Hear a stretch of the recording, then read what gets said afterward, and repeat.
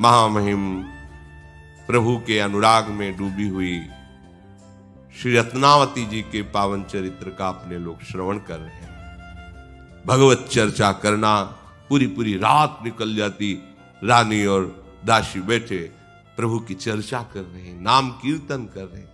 अब ऐसी व्याकुलता हुई कि मैं देखूं इनको। एक दिन हाथ जोड़कर कहा तो इंद्र नीलमणि की ललित त्रिभंगी लालजू की श्री विग्रह सेवा की रचना हुई। बड़े भाव से विराजमान किया और जो दासी प्रेम पगी हुई दृष्टि से देखा तो मानो साक्षात प्रभु का आवेश उसमें हो गया हो। आनंद तो बहुत आ रहा था पर हृदय की जो मांग थी वो पूरी नहीं हुई।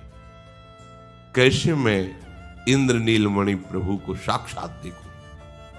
फिर प्रश्न किया, सेवा भी कर रहे हूं, नाम कीर्तन भी कर रहे हूं, पर प्रभु आ क्यों नहीं रहे? तो उनका आपको बताएं, प्रभु के लाडिले संतों की यदि सेवा बन जाए तो निश्चित प्रभु का साक्षात्कार हो। जहां भगवत प्रेमी महात्मा वहीं भगवान रहते हैं।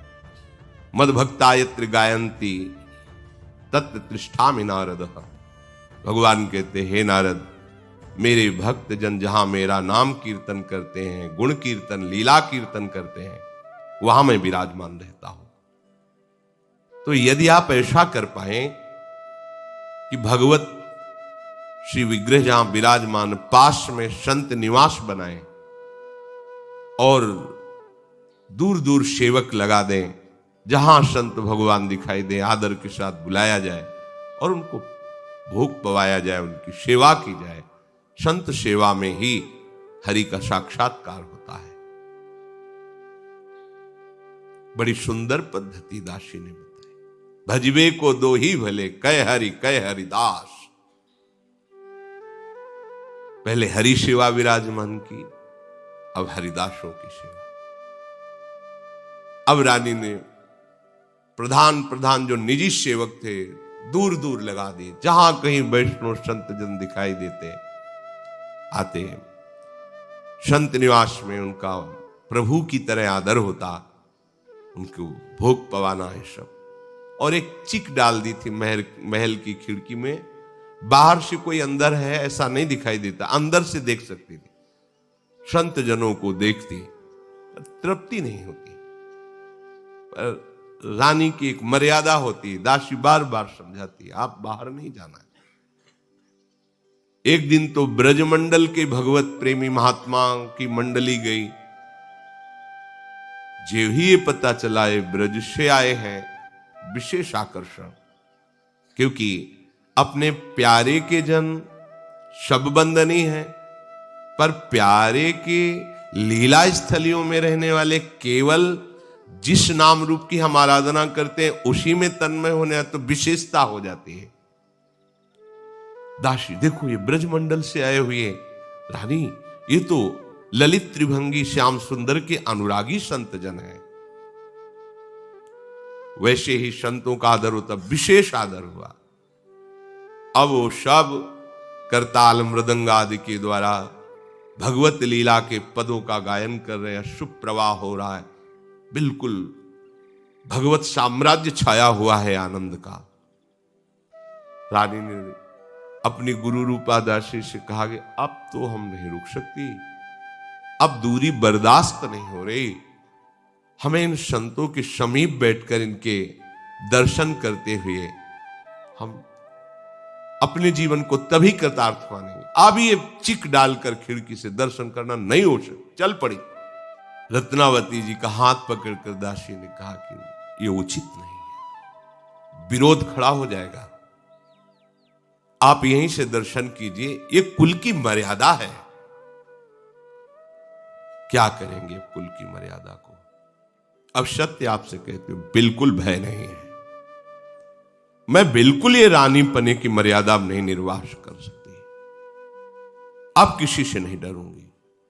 लोग कुटुंब जग के जे कहियत, पहले सब ही निदरी हो।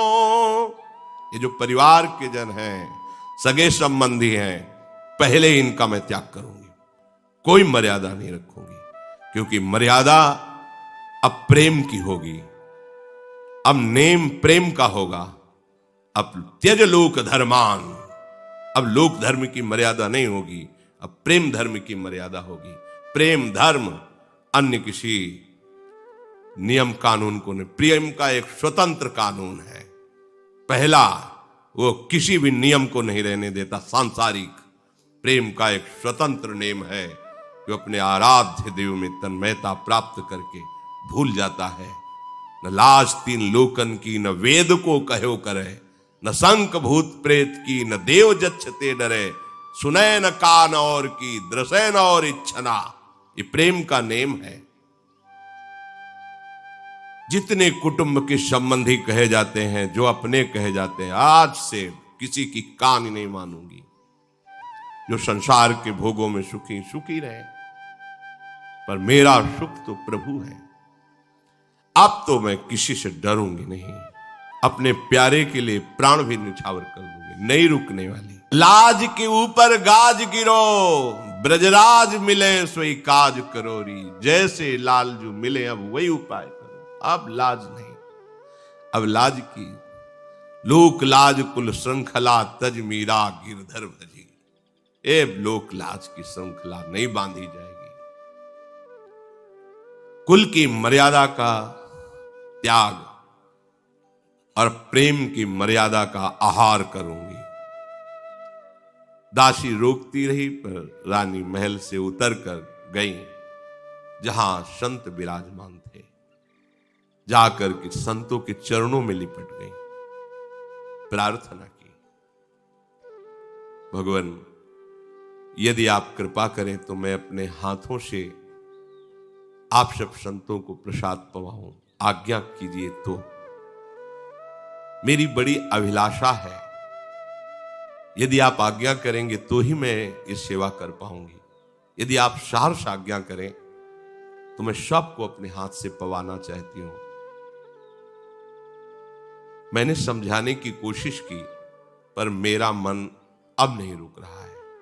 अब ये रानीपने का निर्वाह नहीं कर पाऊंगी, पर मैं जैसी आपकी आज्ञा होगी वैसा ही करूंगी। मुझे सबसे बड़ा सुख होगा आपकी आज्ञा का पालन करने में। संतों ने देख लिया कि इसमें किसी भी तरह का अहंकार नहीं है, रानीपने का। ये तो प्रभु के अनुराग में शिथिल है। अतः उन्होंने कहा, तुम्हारे मन में जो जो आवे, जैसे आवे, वो पवा, वैसे सेवा करो। देख लिया, रजोगुण नहीं है, रानीपना नहीं, ये तो भगवान की भक्ति के आवेश में है। और इसके हाथ से पाने से भजन की कोई हानि नहीं होगी। संतों ने आज्ञा कर दी, तुम्हें जैसे प्रिय लगे वैसे सेवा करो। हृदय आनंद से भर गया। क्यों? क्योंकि सच्चे प्रेमी, सच्चे हितैषी, परम लाभ देने वाले संत जन ही हैं। रत्नावती जी तो आनंद में मन चाही बात हो गई। अभी तक तो ललकती थी संत दर्शन के लिए, आज तो प्रगट में संतों की समीप उनकी सेवा का सौभाग्य मिला।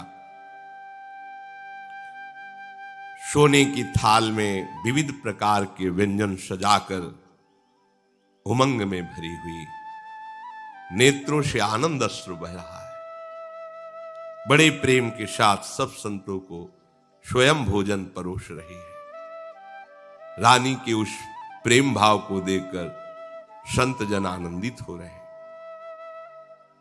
संत और अनंत भगवान दोनों भाव के भूखे हैं। जो सामग्री का भूखा है वो विषयी पुरुष है।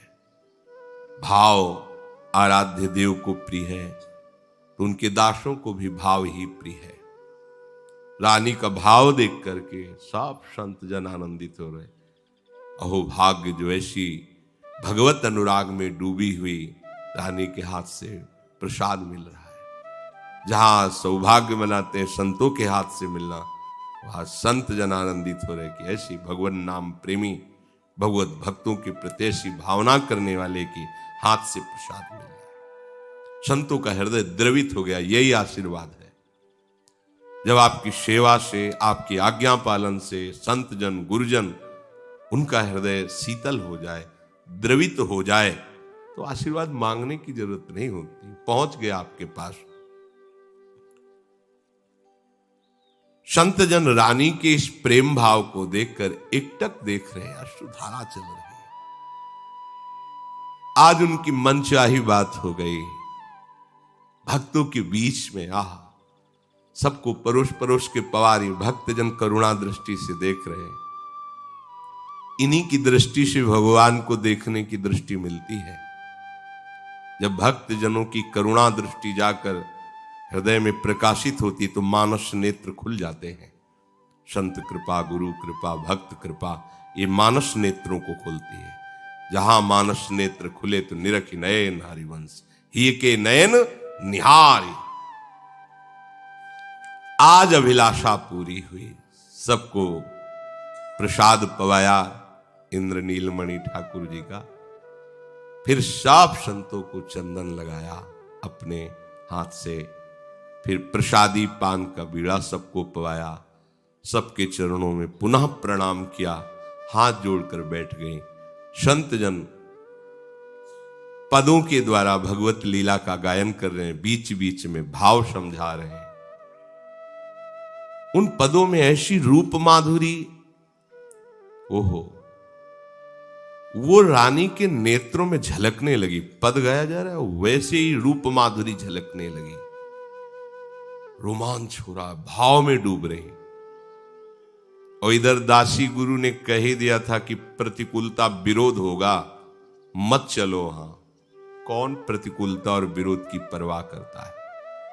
संपूर्ण आमेर नगर में शोर मच गया कि जिन रानी को कोई देख नहीं सकता, वो बिना घूंघट के, बिना राजसी लिबास के।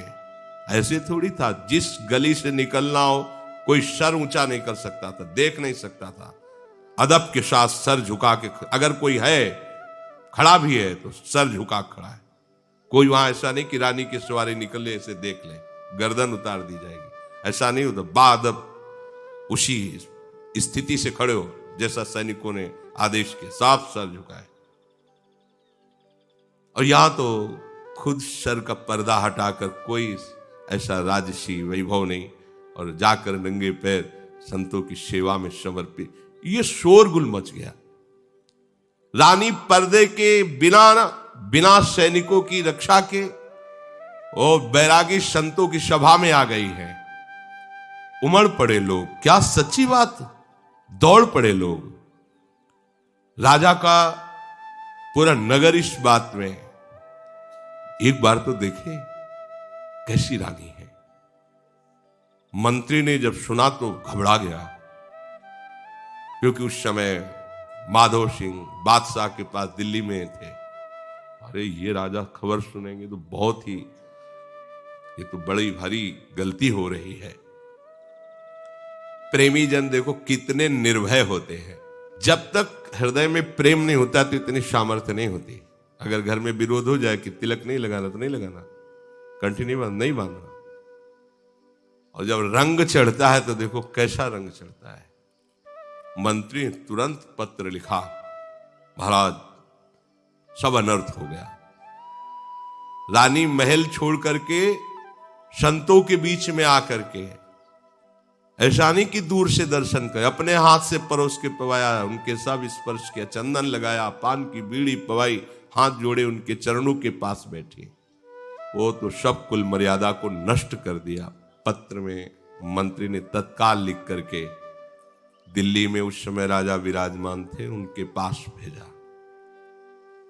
दूत शीघ्रगामी घोड़े पर बैठ करके गया और पत्र दिया और सब समाचार सुनाया। पत्र को पढ़ते और दूत के मुख से सारा हाल वर्तमान का सुनते ही क्रोध की आग भड़क गई कि पूरे शरीर में क्रोधावेश हो गया। संयोगवशात इसी बीच में रत्नावती जी के सुपुत्र, ये भक्त थे, श्री प्रेम सिंह जी आए। नई अवस्था, और माता जब भक्तों के अनुराग में संत सभा में बैठी तो वो भी तिलक लगाए, कंठी बांधे। दृष्टि गई, मस्तक पर तिलक, गले में कंठी। राजा को जाकर जैसे प्रणाम किया जाता है वैसे प्रणाम किया। समीप में सेवक ने, महाराज आपके पुत्र प्रेम सिंह आपको प्रणाम कर रहे हैं। राजा ने आंख उठा के, वैसे ही क्रोधावेश में थे, देखा वही कंठी वही तिलक, और कहा आ गया मुंडी वैरागियों का बेटा। पूरी सभा में प्रेम सिंह नवीन अवस्था के थे। बड़ा दुख हुआ कि ऐसा उपहास सभा में, दिल्ली की सभा में ऐसा उपहास। वो शांति रहे, कुछ नहीं बोले। राजा झड़कते हुए सभा से खड़े हुए। प्रेम सिंह सर झुकाए खड़े थे, अपमानित करके क्रोध में भरे हुए राजा भीतर चले गए। प्रेम सिंह के मन में इस बात का दुख हुआ कि कैसे असभ्य वार्ता कर रहे महाराज। समझ में नहीं आ रहा था कि ऐसी अपमानजनित बात क्यों कह रहे हैं। पीछे वहां जो विचार प्रदान करने वाले मंत्रीजन बैठे थे, उनसे पूछा ऐसा क्यों बोला इन्होंने। तो उनका अभी आमेर से पत्र आया था और पत्र में ऐसा सब लिखा था कि तुम्हारी मां ने कुल मर्यादा का त्याग कर संतों की सभा में जाकर बैठ गई, संतों के समीप नाचना गाना। ये तो अभी अभी पढ़ा, उतने में तुम आ गए, तुम्हारे माथे पे कंठी तिलक देख करके फिर उन्होंने ऐसा कहा। वो प्रसन्न हो गए, अच्छा ऐसा, तो फिर हम धन्य हो गए। अगर हमें उन्होंने कहा मोड़ी के, वैरागी के, तो आज हमें गर्व है। ये भक्त के ही हृदय में आता है। आज मुझे गर्व है कि आज मुझे भगवान के भक्त का कहा गया। मेरी मां वैरागिनी और संतों की सेवा वाली कही गई और मैं उनका पुत्र, मुझे गर्व का विषय। मैं समझ नहीं पा रहा था, तभी सर झुकाए खड़ा था कि ऐसा क्यों बोले। तुरंत उन्होंने भाव से माताजी को स्मरण करके प्रणाम किया कि आज अहो भाग्य मुझे ऐसी मां मिली। उनका हृदय परम शीतल हो गया, बार बार मां के चरणों का स्मरण कर रहे हैं कि ये तो बहुत बड़ा पद मिला। जैसे लोग कहते हैं कि अगर हम माला जपते हैं तो लोग उपहास करते हो, कहते हैं अरे भगवान का बड़ा भगत है, ये तुम्हारी बेइज्जती हुई क्या। अरे ये तो और आनंदित होने की बात है कि अब लोग भी कहने लगे हैं भगवान का भक्त है। अब तो उनको सुनना ही पड़ेगा। पहले तो हम ही मान रहे थे कि हम भगवान के भक्त हैं, अब लोग भी कह रहे हैं भगवान का भक्त है, तो उनको अपनी लाज बचाने के लिए मुझे भक्त बनाना ही पड़ेगा। इसमें हमको रोने की या परेशान होने की, जो लोग मुझे भगत कह रहे हैं। तन मन आनंदित हो गया। वो अपने निवास में आए और वहीं से पत्र लिखा कि यदि आपने अपने हृदय में भगवत भक्ति धारण किया है तो मां, मैं आपसे प्रार्थना करता हूं छोड़ना मत, चाहे सर कट जाए। अपने प्राणों की बाजी लगा देना, पर अब ये भक्ति भाव का त्याग मत करना भय आने पर, क्योंकि राजा प्रतिकूल हो चुके हैं। भरी सभा में मुझे मोड़ी वैरागिन के बेटा कह के संबोधन किया है। यद्यपि लोक में इसे अपमान कहते हैं, पर मैं इसे बहुत बड़ा सम्मान मानता हूं। अब मैं मोड़ी और वैरागिन का ही बेटा कहलाऊंगा, क्योंकि यही सत्य मार्ग है और आपको चाहे सर कटवाना पड़े। अब ऐसा नहीं होना चाहिए कि आप डर जाओ और पीछे हट जाओ। शीश की बाजी, कष्ट सह करके, प्राण देकर भी अब भागवत धर्म की रक्षा करना। सर्वस्व चला जाए पर अब भागवत धर्म नहीं जाना चाहिए। ये निष्ठा हर उपासक के हृदय में होनी चाहिए। प्रभु के मार्ग में चलने वाला उपासक अगर ऐसा डरपोक हुआ तो ठीक नहीं। प्राण चाहे चले जाए, जो तुही प्रेम मिलनदा चाओ, तो शीश उतारी महल में आओ। उतर न देई प्रेम रस माती, दीपक जरे भभू के बाती। ये अंदर का विषय। अब तो प्राणों की बाजी लगानी पड़ेगी, चाहे जितना कष्ट हो, चाहे जितना विरोध हो, चाहे जितनी निंदा हो, अपने सतमार्ग से नहीं हिलना चाहिए।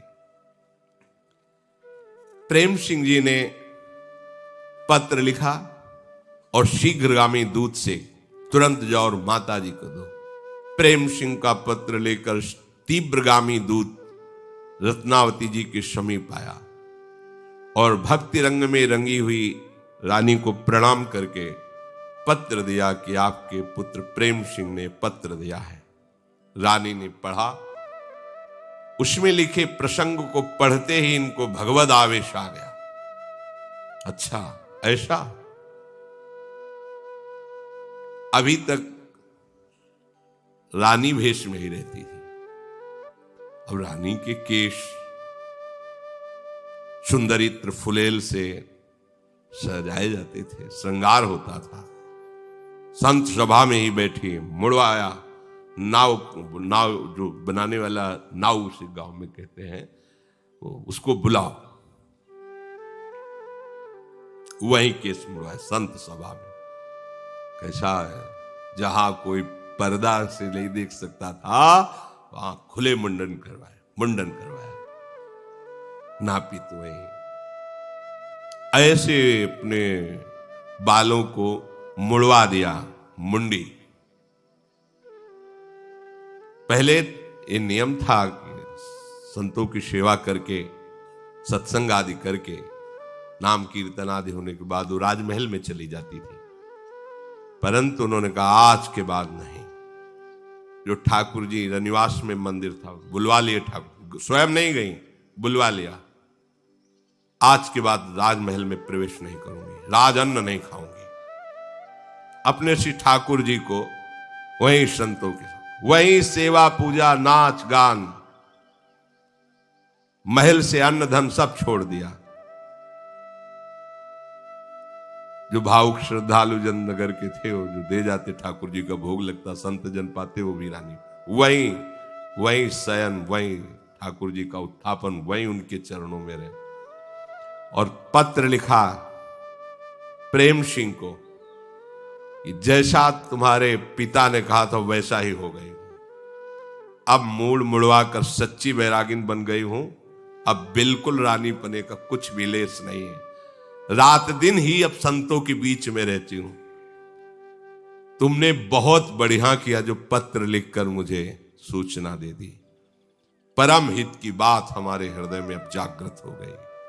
अब मैं किसी की पत्नी नहीं, कहीं की रानी नहीं, मैं ठाकुर जी की दासियों और संतों के बीच में रहती हूँ। बोल, कितनी बड़ी बात है, ये कोई छोटी बात नहीं है। इतना बड़ा विरोध राजा से रानी होते हुए कर लेना, राजअन्न नहीं, राजमहल नहीं, राज पोशाक नहीं, अपने ठाकुर जी बुला लिए। ये बिना भगवत आश्रय दृढ़ हुए ऐसी बात नहीं होती। 5 वर्ष के प्रहलाद जी हैं, पिताश्री कह के साष्टांग दंडवत करते हैं, और जब उसने हरि को कटुवचन बोला हिरण्यकश्यप ने, तो दैत्यराज कह के बात किया। त्रिभुवनपति, ये तो एक प्रांत के राजा है, वो तो त्रिभुवन देवराज इंद्र भी जिससे भयभीत है, ऐसा हिरण्यकश्यप, उसे 5 वर्ष का बालक दैत्यराज कह के संबोधन। कितनी बड़ी ताकत भक्त के हृदय में, 5 वर्ष का बालक त्रिभुवनपति को कह रहा है दैत्यराज। ये किसी के सिखाने पढ़ाने से भक्ति नहीं होती, ये तो बिना भगवत प्रेमी महात्माओं की चरण रज में अभिषेक किए ऐसी भक्ति नहीं। हार गया त्रिभुवनपति, बाल भी नहीं एक बांका कर सका। पर इसके लिए सच्चा हृदय समर्पण चाहिए, नहीं भाग जाओगे, जरा सा विरोध होगा अपनी सुख सुविधा में लौट जाओगे। ये मार्ग लौटने वालों के लिए नहीं। इसीलिए कहा गया कि इस मार्ग में यदि चलना है गर्दन काट लो।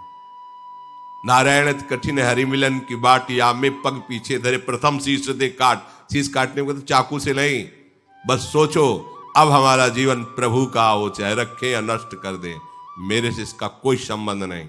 अभी मर जाऊं या वर्षों जीवित रहूं, लोग सम्मान दें या गाली दें, अब इस मार्ग में मेरा कदम चल पड़ा तो रुकेगा नहीं। ये उन सूरवीरों का है। बड़ो ही कठिन भजन ढिग ढरिबो, ये कामनाओं की पूर्ति वालों को थोड़ी है।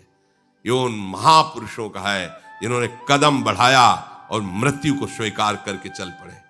मरो रे जोगी मरो, मरनो है ति मीठो, हाँ उलट आप में समाये, जीवित ही मर जाए, किसी की परवाह। पर ये बातों से नहीं होगा, जीवन की कसौटी में आएगा और आपको इसमें कसना होगा। सबके आता है, आपके भी आएगा। शरीर भी धोखा देगा, मन भी धोखा देगा, संसार भी धोखा देगा, लेकिन तुम सत्य के मार्ग में चलोगे तो सामने प्रभु है। सामने कोई दुख छू नहीं सकता, पर दुख का पहाड़ टूटेगा। आपको लगेगा दब जाऊंगा, मर जाऊंगा, भाग जाऊं, नहीं, तो वही फूलों का हार बनकर तुम्हारे गले में पड़ा रहेगा, कुछ फर्क नहीं पड़ेगा। पर विश्वास अटल, कदम लड़खड़ाए नहीं, दूसरा कोई साथी मत बनाना, केवल हरि, बस फिर तुम्हें कोई रोक नहीं सकता। जरा सा जुकाम हुआ तो, जरा सी कोई प्रतिकूलता हुई, रो पड़े, ये उनका मार्ग नहीं। अनुकूलता भंग हुई तो भावना भंग हुई, उपासना भंग हुई। क्या क्या उपासना है। रत्नावती जी का पत्र लेकर दूत शीघ्र गया और प्रेम सिंह जी को दिया, तुम्हारी माता जी ने। पहले उन्होंने पत्र को प्रणाम किया, इतनी श्रद्धा। ये केवल मां ही नहीं, हरिभक्ता है, इसलिए पत्र को प्रणाम किया और प्रणाम करके पढ़ा, झूम पड़े। जब उन्होंने पत्र में लिखा था कि अब मैं मोड़ मुड़वा करके राजमहल त्याग कर अपने ठाकुर को लेकर संतों के साथ हो गई, राजअन्न का त्याग कर दिया है, प्रेम मगन हो गए।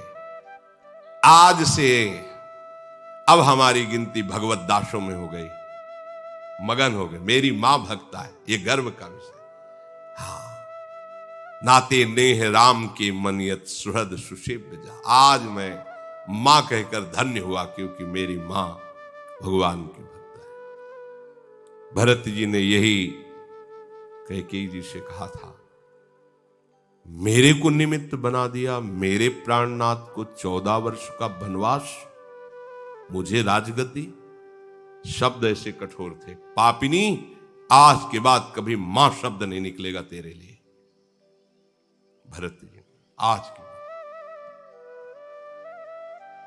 मेरे जीवन आराध्य प्रभु को मुझे निमित्त बनाकर 14 वर्ष का वनवास दिया, आज के बाद कभी मां शब्द उच्चारण नहीं करूंगा। जब प्रभु 14 वर्ष की अवधि पूरी करके आए तो बड़े करुणा निधान सबसे पहले कैकेयी जी के चरणों की वंदना की। कैकेयी जी ने हृदय से लगाया, राम तुम तो राम ही हो, सबके हृदय में रमण करने वाले आनंद। बेटा एक बात कर दो। भरत ने कहा था कभी मां ने, एक बार वो मां कह दे, बस एक बार सुनना चाहती हूं। क्योंकि माता जी को पता था कैकेयी जी को कि अगर राम जी आज्ञा कर देंगे तो भरत आज्ञा नहीं टालेंगे। भगवान एकदम सोच में डूब गए कि यदि हमने भरत को कहा कि तुम कैकेयी जी को मां कह दो, तो मेरी आज्ञा टाल नहीं सकते और इनको मां नहीं कह सकते। उसी स्थिति में इनके प्राण चले जाएंगे। कुछ नहीं बोले, भरत जी से कुछ नहीं बोले जाते। भरत जी कभी कभी माता कैकेयी को देखा नहीं और मां नहीं कहा। ये अनुराग है। आज प्रेम सिंह कह रहे, जब मैं मां कहता हूं तो मेरा हृदय गर्व से भर जाता है कि मेरी मां भगवान की भक्ता है। बहुत उल्लास हुआ, दूतों को भेजा, जितने साधु ब्राह्मण सबको बुला के लाओ, नौबत बजाई जाए। हीरे जवाहरात पकवान सब बट रहे हैं, बधाइयां बजने लगी। राजकुमार है, राजा ने सुना बधाइयां बट रही हैं, बड़ा नौबत बज रही। ये क्या क्या है उत्सव प्रेम सिंह के यहाँ जो ये सब हो रहा है, कौन सा उत्सव है, पता लगाओ, आप बधाइयां क्यों बज रही। तब राजा के निजी जनों ने जाकर के सब सूचना दी, महाराज आपने जो कहा था कि मोड़ी वैरागिन के बेटा, तो ऐसा ही हुआ है। रानी ने महल त्याग दिया, मुंडन करवा लिया, संतों के बीच में बैठ गई, राजअन्न का त्याग कर दिया, कोई राज मर्यादा नहीं। अब तो हृदय में ऐसी आग लगी, अरे बेटा बधाई बंटवा रहा है, इसी बात की नौबत बजवा रहा है। पूरे शरीर में क्रोधावेश छा गया। तुरंत सैनिक तैयार किए जाओ, पहले बंदी बनाओ इसको, प्रेम सिंह को, पहले इसको दंड दिया जाएगा। हमारे होते हुए हमारे विरोध में नौबत बजवा रहा है, क्रोध एकदम है। कुंवर प्रेम सिंह को जब मालूम हुआ कि उधर आदेश दे दिया गया है सैनिकों को, तो अपने निजी जनों को तैयार किया, कहा हम ही काफी हैं इनके लिए, पिता से युद्ध करने के लिए तैयार हो, बिल्कुल तैयार युद्ध के लिए। ये भक्ति की लीला है, जिनके द्वारा पोषित हैं उन्हीं से युद्ध करने के, दैत्यराज कह के, ये भक्ति का स्वरूप है। सब मंत्रीजन, दोनों तरफ के विज्ञजन आ गए और समझाने लगे, महाराज आप क्या कर रहे हैं? अपने ही घर में जब आप सैनिकों के द्वारा युद्ध प्रारंभ करेंगे तो दूसरे को अवसर मिल जाएगा, फिर आप परास्त हो जाएंगे, दूसरे जो शत्रु राजा है वो आप पर चढ़ाए। ये सब क्या हो रहा है? मंत्री आदि ने पिता पुत्र में युद्ध की तैयारी देखकर जो हितैषी जन मंत्री जन थे वो अच्छी तरह से समझाया राजा को भी कि आपको अपने पुत्र के साथ युद्ध करना, सारे देश में आपकी निंदा होगी। बुद्धिमान शुभ चिंतकों ने प्रेम सिंह जी को समझाया, माना ठीक है ऐसा, लेकिन क्या ये भक्ति का स्वरूप अपने पिता को युद्ध में परास्त करना? लौकिक विषयों के लिए करोड़ों जन्म गंवाए, एक जन्म भगवान के लिए दे दूंगा तो क्या चला जाएगा? प्रेम सिंह जी ने कहा, अगर हमारा विरोध भक्ति का करेंगे तो हम युद्ध करेंगे इनसे। मंत्री आदि ने पैर पड़ करके कहा, आप राजकुमार शांत हो जाइए, आपको उचित नहीं। उधर राजा के पैर पकड़, आपका ही पुत्र है, आप शांत हो जाइए, प्रजा क्या सोचेगी? अभी समय नहीं है। उनका भी बाजा बजवाना बंद करे, ये बांटना बंद कर, वहां जाके मंत्रियों ने, ये नौबत मत बजवाओ, बंद कर दो। प्रेम सिंह ने मान लिया कि आप लोग सलाह देते तो ठीक है, नहीं बजवाते। राजा से कहा कि देखो नौबत बजना बंद हो गई, अब आप सैनिक वापस कीजिए, युद्ध नहीं होगा। माधो सिंह अब दिल्ली से चले और आमेर आ गए, जहां रानी है। नगर में निकट पहुंचते ही लाखों लोग घेर लिए राजा को। महाराज की जय, और तो राजा ही है। महाराज बड़ा अनर्थ हो रहा है, ऐसा ऐसा, जो विरोधी भाव वाले थे। अब राजा मन में सोचे क्या करें, कैसे, कोई उपाय नहीं सूझ रहा। भवन में, राजमहल में प्रवेश किया और मंत्री को बुलाया, नाक कट गई।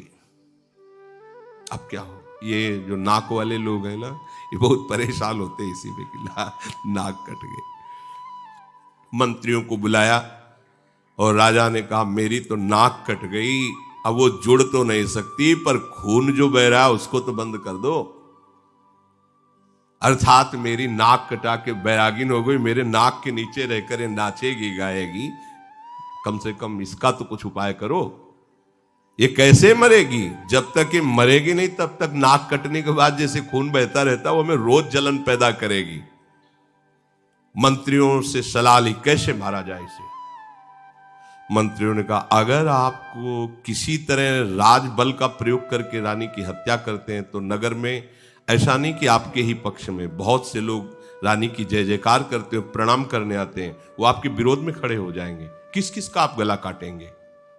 तो राजा ने कहा कि फिर आप विचार कर उपाय करो, इसको मारना ही है, आप इसको मैं जिंदा नहीं देख सकता। तो उनका ऐसा, जंगल से एक पिंजड़े पे जंगली सिंह बंदी बना के लाया जाए और उसी संत निवास के दरवाजे पर पिंजड़ा अड़ा दिया जाए। अस्त्र शस्त्र से सुसज्जित राज सैनिक रहेंगे, अंदर सिंह जाएगा, संतों को, रानी को, दासी को, सबको खा जाएगा, और फिर वो जब लौटेगा तो पिंजड़ा ही पिंजड़े में बंद करके, हाँ हाँ ये उपाय, और फिर बात बन जाएगी, आपने नहीं मारा, बस इतनी बात हो जाएगी। रानी के सामने छोड़ दिया, राजा राजी हो गए। अब उपाय किया गया, सिंह पिंजड़े में बंद किया गया। ला करके जैसी सलाह हुई थी, ठीक संत निवास के दरवाजे पर पिंजरा सेट कर दिया गया, खोला गया। दहाड़ करके सिंह उससे बाहर निकला। वही गुरु स्वरूपा दासी जोर से बोली, रानी सिंह, क्योंकि जंगली सिंह। और उस समय वो ठाकुर जी की अर्चना कर रही थी, सेवा कर रही थी। सिंह, जोर से आवाज हुई। सिंह ने भी दहाड़ की। करे हरि सेवा भरी रंग अनुराग दृग, सुनिए है बात नेकु नैन उन टारे हैं, भावी ही सुजाने उठी अति सन्माने, अहो आज मेरे भाग्य श्री नरसिंह जू पधारे हैं। ये भक्तों की भावना होती है, उनको कहीं भय नहीं।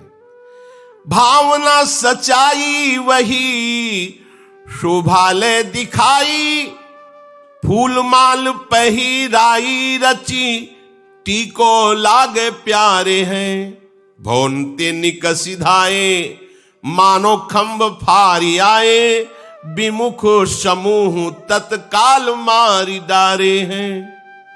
नृसिंह आया। रानी ने कहा, जब उन्होंने कहा सिंह तो उन्होंने कहा सिंह नहीं, नृसिंह।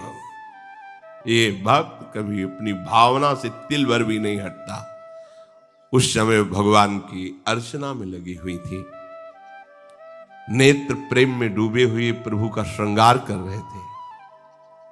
जी कहा सिंह, उन्होंने कहा सिंह नहीं, नृसिंह। और दृष्टि घुमाई, देखा बाल फटकारते हुए भयंकर रूप में कदम बढ़ाते आ गया। अहो अहो, स्वागत है, धन्य भाग।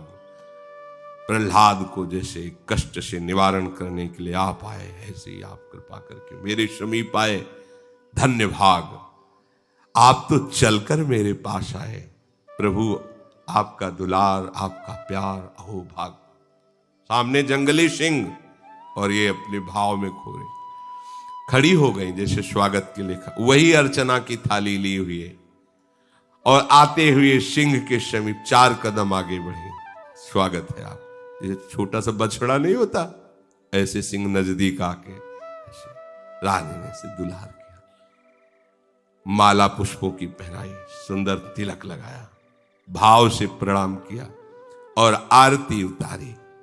जो आरती उतार रही तो उनको अपने ललित त्रिभंगी लाल जो दिखाई दे रहे हैं, सिंह में लाल जो दिखाई दे रहे हैं। सिंह तब तक ऐसे खड़ा रहा जैसे गाय सीधी, बछड़ा सीधा। जे ही पूजा हुई, पूछ उठाई, दहाड़ मारी और पिंजड़े के ऊपर से छलांग लगाई। पिंजड़ा ऐसे रखा था कि निकलने के समय उसी में जाए, पिंजड़े के ऊपर से छलांग लगाई। बाहर जितने सैनिक थे तो जैसे खंभे से निकलकर नरसिंह भगवान ने फाड़ डाला हिरण्यकश्यप को, ऐसे ही। और नीचे से छलांग मार के जो बालकनियों में राजमहल के खड़ा, जितने विरोधी थे, आश्चर्य ये हुआ कि एक क्षण में सब हुआ। उनको अस्त्र चलाने और संभालने का भी अवसर नहीं दिया। एक सिंह कितने को फाड़ेगा, लेकिन इसमें नरसिंह आवेश है भगवान का। सहस्त्रों को फाड़ के फेंक दिया, आंख झपकते झपकते समझ ही नहीं पाया कोई हो क्या गया। अब खून से लत मार के फेंक दिया। जो पकड़ने वाले विरोधी दर्शक कि हाँ आप देखो कैसे रानी को मारेगा दासी, वहां तो बछड़े की तरह खड़ा रहा। ये केवल प्रभु के दृढ़ आश्रय से ही ऐसा हो सकता है, नहीं तो दहाड़ में ही ना पूजा की थाली फेंक के भागले को होगा। क्योंकि अगर थोड़ी भी निष्ठा गई तो फिर ओ है वही मत्ता परतरम नान्यत किंचित अस्ति धनंजय। विमुखों को तत्काल मार दिया और जोर जोर से गर्जना करके आनंद की चाल में से जंगल की, तो किसी की हिम्मत नहीं थी कि सिंह के आसपास। भूप को खबरी भई रानी जू की सुधी लई, सुनीनी की भांति आप नम्र हुए के आए हैं, भूमि पर साष्टांग करी, हरि मति भई दया। आप आए वाके बचन सुनाए हैं, करत प्रणाम राजा। बोली अजुलाल जू को, नेक फिर देखो एक और ये लगाए हैं। बोले नृप राजधन सब ही तिहारो धारो, पति पे न लोभ कही करो सुख भाए हैं। राजा ने पूछा मार डाली गई, रानी अकेले मारी कि दासी भी मरी, संत भी मरे? बोले एक भी नहीं महाराज। क्यों? बोले एक दो नहीं मरे, हजारों मरे, लेकिन आपके सब मरे। क्या हुआ? जब सिंह अंदर गया तो रानी के सामने घुटने टेक दिए। रानी ने पूजा की, प्रणाम किया, आरती की, बाहर निकला तो आपके हजारों लोगों को, हजारों सैनिकों को अब उनके दिमाग में है कि ये कोई साधारण बात नहीं है। जंगली शेर मंगाया और उसने सबको फाड़ डाला, रानी को नहीं। ऐसा तो हमारी पत्नी अब साधारण नहीं है, स्वांग नहीं है, वास्तविक भक्ति है। अब महल में बैठना उनको आग लगने लगी। अब क्या करूं, ये तो बड़ा अपराध बन गया। भगवान के भक्त का वीर, अब इतना तो पता ही भगवान के बल से ये सब सृष्टि चल, अब क्या होगा, क्या करें, कैसे? दिमाग में आया छोड़ो लोक लाज की मैं राजा हूं, मेरी पत्नी, चलो क्षमा मांगते हैं। चल के सामने जा करके शास्त्रों लोगों के बीच में साष्टांग प्रणाम किया रत्नावती जी। ये है अटल श्रद्धा और विश्वास का। राजा है, पति है, विरोधी है, साष्टांग दंडवत किया। अत्यंत नम्र होकर के, बहुत दैन्य होकर, हाथ जोड़ करके, ओ क्षमा कर दो मुझे, मेरी बुद्धि बदल गई थी, विपरीत हो गई थी, मैं तुम्हारे प्रभाव को नहीं जानता। भाव विभोर होकर भूमि पर पड़े हुए हाथ जोड़कर प्रार्थना, मुझे क्षमा कर दो। इन्हें प्रणाम देख करके दासी ने कहा महाराज आपको प्रणाम कर रहे हैं। तो उनका नहीं, लालजू को प्रणाम कर रहे हैं। सामने लालजू को प्रणाम कर रहे हैं। हाँ ठीक ही है, ये क्या, ब्रह्मादि भी हमारे लालजू को प्रणाम करते हैं। तो एक छोटे से प्रांत के राजा है, मुड़ के भी नहीं देखा, मुड़ के भी नहीं देखा और कहा लालजू को प्रणाम कर। ठीक ही है, क्योंकि ये क्या है, बड़े ब्रह्मादि शिवादि भी जिनके चरण रखने की चौकी को प्रणाम करते हैं, वो हमारे लालजू हैं। इसे कहते हैं निष्ठा। एक बार भी नहीं, प्रियता प्रियता है, प्रियता लालजू पे हो गई। यहां ऐसे ही होता है, थोड़े दिन भक्ति की, जहां परिवार के सब अनुकूल हो गए तो पता ही नहीं चलता कि वो भगत थे कि नहीं थे, क्योंकि वो अनुकूलता आ गई, जिसके लिए वो भजन कर रहे थे उसी में बह गए। रानी ने कहा ये लालजू को प्रणाम कर रहे हैं। दासी ने कहा देखो हाथ जोड़कर आपसे प्रार्थना, एक बार तो देख लो। कहा नहीं, ये बिकी हुई आंखें हैं, किसी और की ओर नहीं हो सकती। ये बात, मतलब यही खास बात समझनी है। रानी ने क्या कहा, अब ये बिकी हुई आंखें हैं, लालजू ने खरीद लिया है, अब ये आंखें किसी और की तरफ नहीं हो सकती। मीरा जी ने भी जब ब्याह होके गया था, प्रथम मिलन में जब आए उनके पति, तो उनसे यही कहा कि देखो हम मन वचन और कर्म से गिरधर लाल की हूं, तुमको एकांत में बताती हूं, ना तुम्हारा अधिकार इस शरीर पर है ना हमारे पर है, केवल ये स्वांग हुआ है उनकी इच्छा से। अगर आप इसे स्वीकार कर लें तो आपके लिए बहुत अच्छा रहेगा। उतर पड़े शैया से और चरणों पर बैठ गए और कहा अहो भाग्य, पर हमारा आपका व्यवहार बाहर पत्नी पति जैसा रहेगा, एकांत में गुरु शिष्य जैसा रहेगा। उनका ठीक है। पूरा जीवन राणा साहब ने ऐसा ही निर्वाह किया। जब एकांत होते तो शिष्य की तरह बर्ताव करते मीरा जी से, और जब समाज में होते तो पति जैसा कि कोई उनको विक्षेप ना पहुंचावे। रानी ने कहा ये आंखें तो अब लालजू की हो गई हैं, बिक गई हैं, अभी किसी और दूसरी ओर की नहीं। राजा ने हाथ जोड़कर कहा, हमें क्षमा करो, ये संपूर्ण राज्य, इसका धन वैभव और मैं आपका हूं, आपको समर्पित हूं, आपका सेवक हूं, आज्ञा कीजिए। ये चमत्कार है भक्ति का। जो विरोध में है वही सर्व समर्पण आप स्वीकार करें। रानी ने कहा, मैं किसी संपत्ति, आपसे कोई संबंध नहीं, मुझे राज्य नहीं चाहिए, राज तो आप भोगें, संपत्ति आपकी, हमारी संपत्ति तो हमारे लालजू और संत जन है, मुझे और कोई राज्य, कोई संपत्ति या कोई प्रिय संबंध नहीं चाहिए, हमारा सब कुछ लालजू और संत जन है। हृदय में यदि हमारे थोड़ा भी भजन है तो वो भजन कभी नष्ट नहीं होता। ये जो इस कोटि की भक्ति एकदम जागृत होती है, ये रुका हुआ भजन किसी कारण से, वासना से, जब अगला जन्म होता है तो पहले वो सुख सामग्री होती है। अचानक इतना बड़ा भाव ये स्वयं तुरंत का नहीं होता, ये पीछे का भजन होता है। क्योंकि श्री भगवान ने आगे के श्लोक में कहा, पूर्वाभ्यासेन तेनैव ह्रियते ह्रवस्रोपि सह जिज्ञासुरूप योगस्य शब्द ब्रह्माति वर्तते। वो उपासक पूर्वाभ्यास जो उसके भजन था, उस भजन में वो पुनः तन्मय हो जाता है और जितने विषय भोग है उनको हटा देता है, उनसे रुचि नहीं रहती। क्यों? प्रयत्नाद्यत मानस्तु योगी संशुद्ध किल्बिषा अनेक जन्म संसिद्धस ततो याति पराम गति। ये अनेक जन्मों से भजन चल रहा है।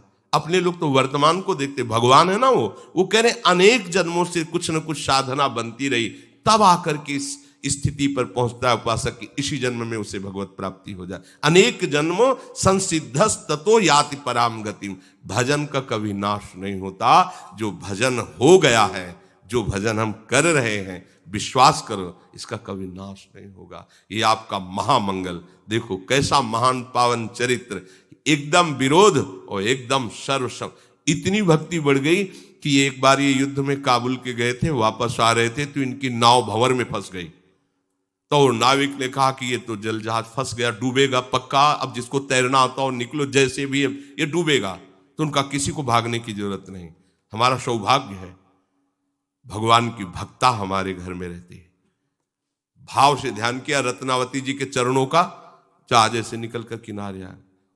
तो मान सिंह भी इनके बड़े भाई थे, माधव सिंह, उनका हम भी दोनों आकर साष्टांग दंडोत थे। दर्शन चमत्कार प्रकट। ये भक्ति का चमत्कार लौकिकता के लिए नहीं, ये तो भगवान कभी किसी की श्रद्धा पुष्ट करने के लिए ऐसी लीला कर देते हैं। भक्ति का चमत्कार है भगवान का प्रेम आना, भगवान नाम के जप में प्रीति होना, उनके धाम में प्रीति होना, अपने जीवन को भोगों से हटाकर प्रभु में समर्पित करना। श्री राधा वल्लभ लाल की।